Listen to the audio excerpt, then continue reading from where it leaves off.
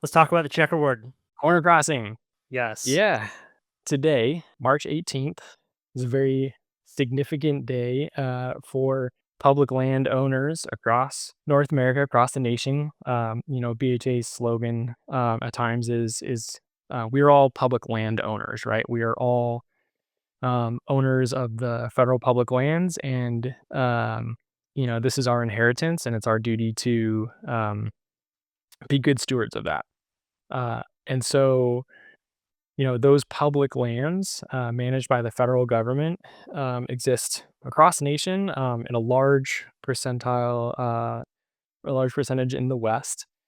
And in many of these areas, we've got this checkerboard pattern of public-private ownership of lands. And that is really a vestige of kind of like westward expansion and railroads and how lands were carved up at the time. And so what it's led to is in today's day and age, you have this checkerboard where you've got public, private, public, private. And in a lot of states, by default, the public has not been able to access Right. millions of acres of those public lands because they're in this checkerboard pattern. And it has been, kind of unknown or societally frowned upon, or certain places, people would argue that you are not allowed to go from one corner to another corner, accessing public land to public land, literally just stepping over the corner, never setting foot on private land, that was in somehow illegal, and that you wouldn't be able to access those public lands.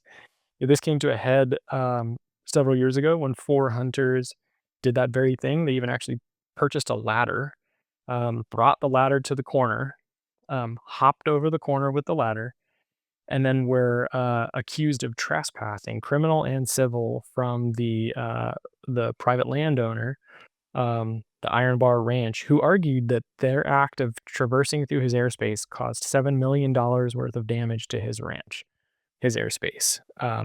Really, because he had complete private access to the public lands. They were essentially his lands. No one else could go there. And so the criminal charges were dropped pretty quickly. The $7 million claim was dropped pretty quickly, but the case moved on, went to district court. The judge in district court ruled that the public does, in fact, have a right to access public land from accessible corners as long as you're not setting foot on private lands. And that dates back to an old 1800s law of the Unlawful Enclosures Act, which I won't go down that rabbit hole, but it's kind of interesting that old precedent is still holding strong to allow for public access to public lands. And so the owner of the private property appealed to the 10th Circuit, and BHA, from the beginning helped to fundraise. So we raised over $200,000 for the four hunters who were accused for their legal defenses. We submitted amicus briefs in the first case and also the second case in the 10th Circuit Court of Appeals.